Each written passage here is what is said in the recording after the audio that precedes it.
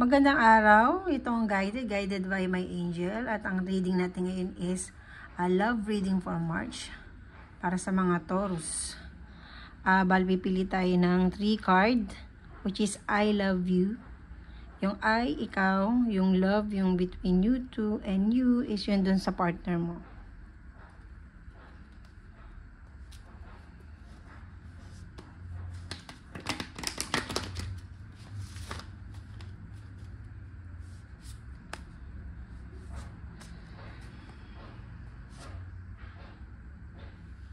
I love you.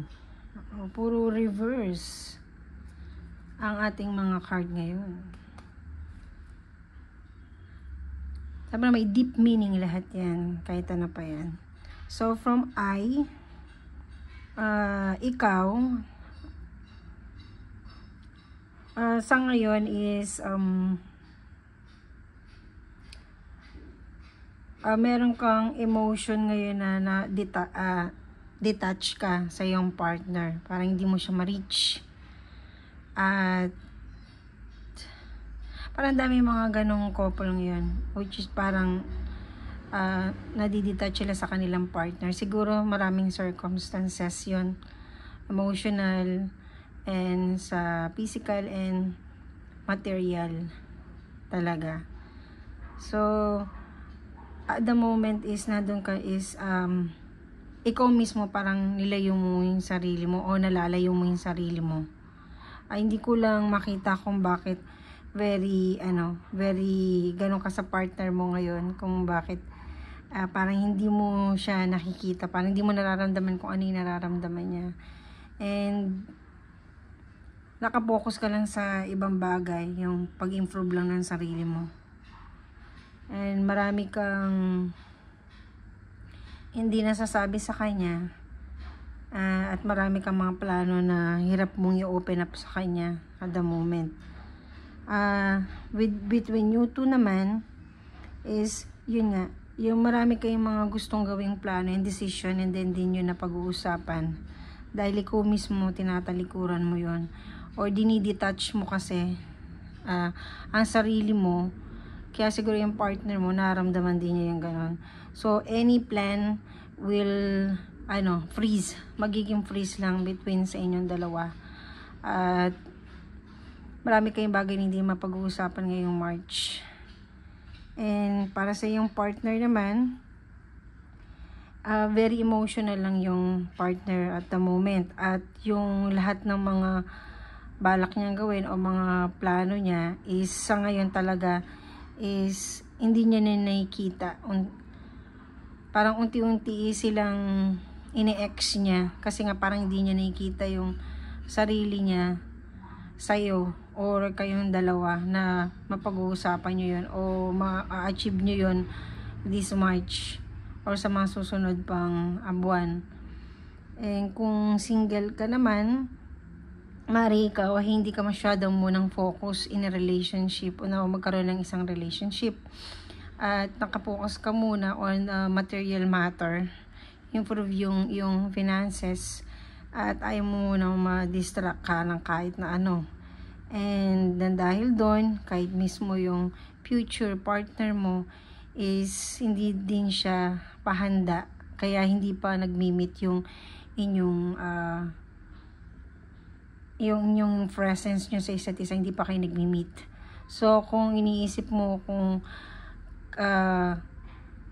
magkakaroon ka na ba ng partner this March, possible hindi pa. Kasi iba yung focus mo at iba din naman yung kanyang focus. Although siya, hinahanap ka na niya, kaya lang hindi ka niya pa matagpuan ngayon dahil may iba kang pinagkakaabalahan.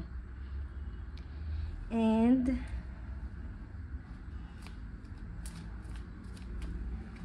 tayo ng isang card for a spell na baka may changes or ikaw, ano ba ang dapat gawin.